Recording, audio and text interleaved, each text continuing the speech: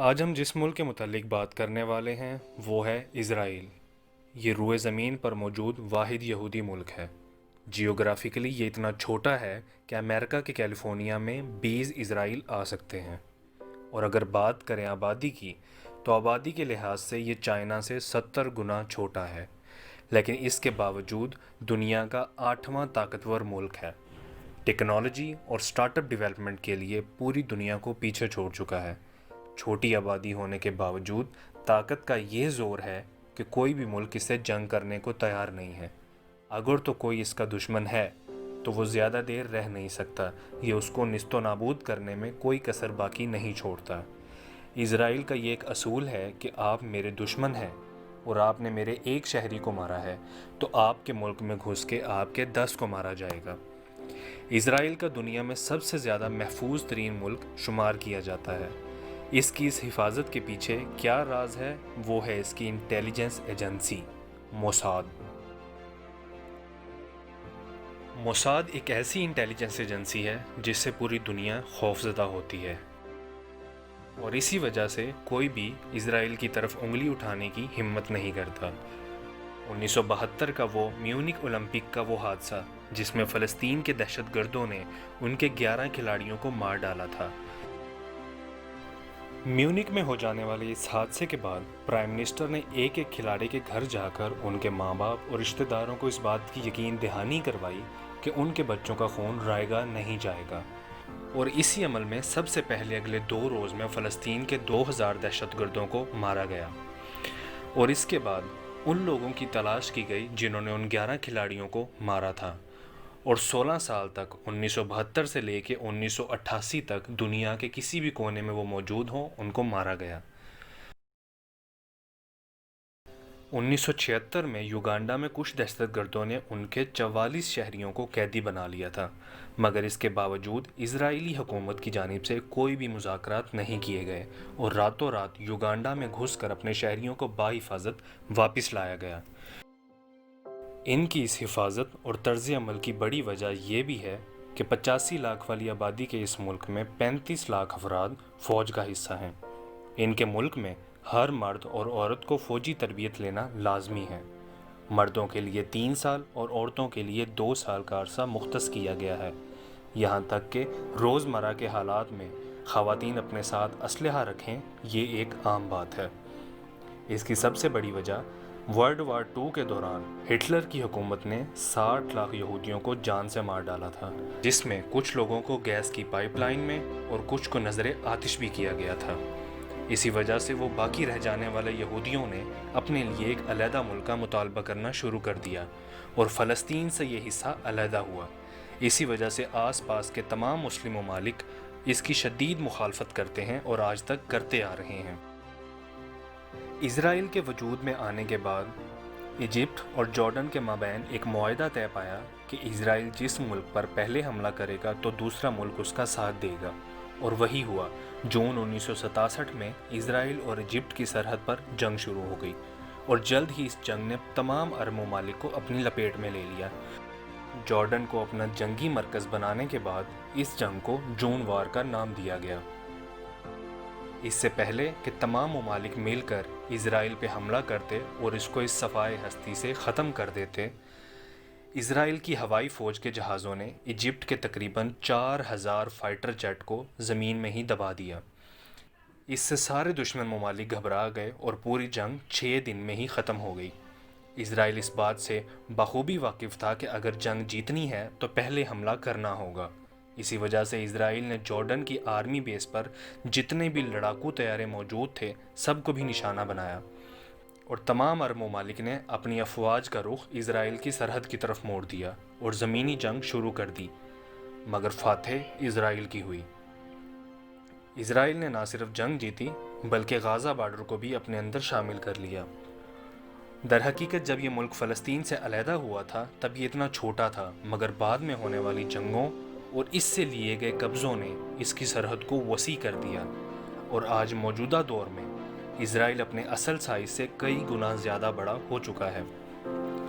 دنیا کا مقابلہ کرنے کے لیے اسرائیل ایسے ہتھیار بنا چکا ہے جو نہ کہ یہ خود استعمال کرتا ہے बल्कि दूसरी दुनिया के ममालिक को भी एक्सपोर्ट करता है, और इसी वजह से दुनिया की आर्म्स एंड एम्यूनिशन की फहरिस्त में अपना नाम लिखवा चुका है, और इंडिया इसका सबसे बड़ा एक्सपोर्टर है। इज़राइल वो वाहिद मुल्क है जिसने एंटी बैलिस्टिक मिसाइल सिस्टम से अपने पूरे मुल्क को कवर किया हुआ है।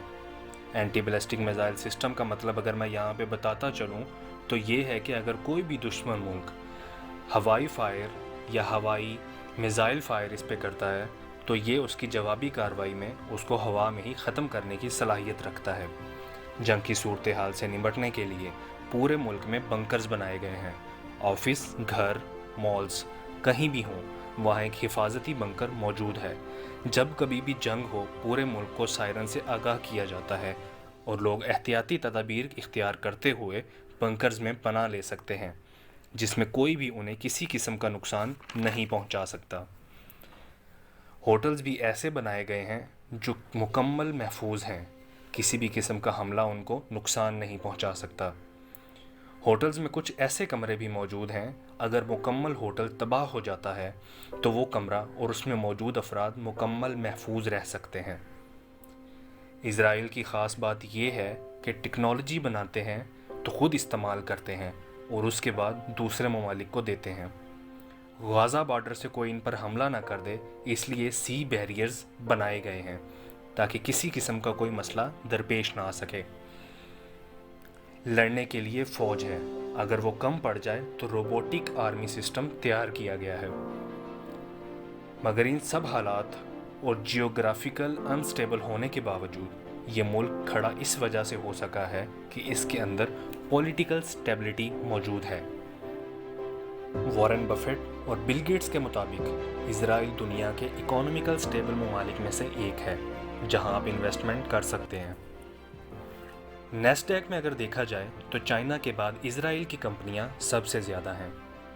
टेक इनोवेशन का स्टार्टअप, और इसको silicon valley of middle east बोला जाता है। किसी भी इनोवेशन या कंपनी को ले लिया जाए तो उनके R&D सेंटर को यकीन है तो वो इज़राइल पे है। इज़राइल के इस यकीन की वजह इसकी गवर्नमेंट, मैन पावर और पॉलिसी है। इज़राइल अपनी GDP का 4.5% हिस्सा इनोवेशन में इन्वेस्ट करता है। आज के दौर में सबसे ज़्यादा अमेरिका और इसके बाद इज़राइल सबसे ज़्यादा इनोवेशन पे इन्वेस्ट कर रहा है। अब अगर इनोवेशन की बात की जाए तो माइक्रोसॉफ्ट इज़राइल में तैयार किया गया है। सिस्को ने अपनी सारी टेक्नोलॉजी इज़राइल में तैयार की है। मोटरोला का वो ईंट जैसा फ़ोन जो हम पहले इस्तेमाल किया करते थे, सबसे पहले इज़राइल में तैयार किया गया था। सबसे पहले फ़ोन का साइज़ छोटा हुआ है तो वो इज़राइल में हुआ है। USB पोर्ट और पेन ड्राइव सबसे पहले इज़राइल में ही बने।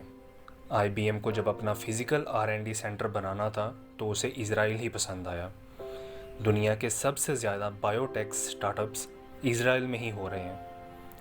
वॉइस मेल टेक्नोलॉजी सबसे पहले इज़राइल में ही बनी थी। कंप्यूटर में एंटीवायरस का सॉफ्टवेयर सबसे पहले 1979 में इज़राइल में ही बनाया गया था।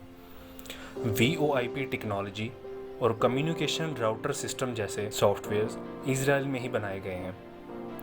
दुनिया में अमेरिका एक ऐसा वाहिद मुल्क है जिसमें 10,000 लोगों में से 80 लोग रिसर्च साइंटिस्ट हैं, लेकिन इज़राइल में 10,000 में से 120 लोग रिसर्च साइंटिस्ट हैं। तो ये मॉडल कैपिटलिस्ट को बहुत अट्रैक्टिव लगता है।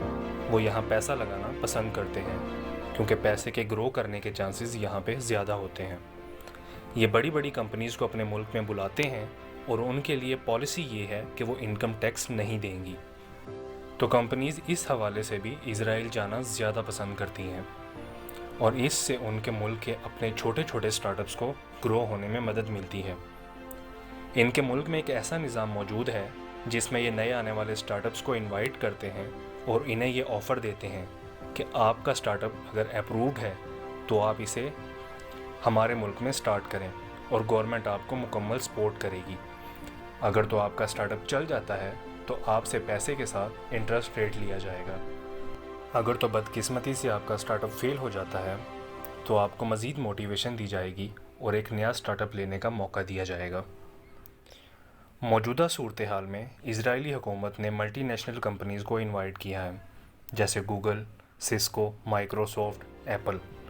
آپ یہاں پہ آئیں اور 2 سال تک آپ کے امپلائیز کی 40% تنخواہ اسرائیلی حکومت دے گی۔ اس سے ہوتا یہ ہے کہ ان لوگوں کو امپلائمنٹ ملتی ہے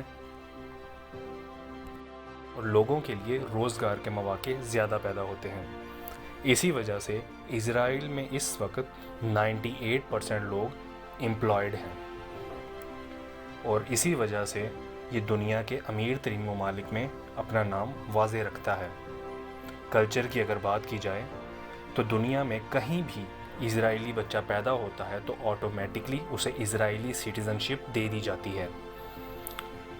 ان کی جو اپنی ہبرو زبان تھی وہ تقریباً 1500 عیسوی کے آس پاس ختم ہو چکی تھی، مگر انہوں نے اسے دوبارہ زندہ کیا ہے اور اس چھوٹے سے ملک میں 2000 سے زائد میوزیم بنائے گئے ہیں تاکہ لوگ اپنے کلچر سے جڑے رہ سکیں۔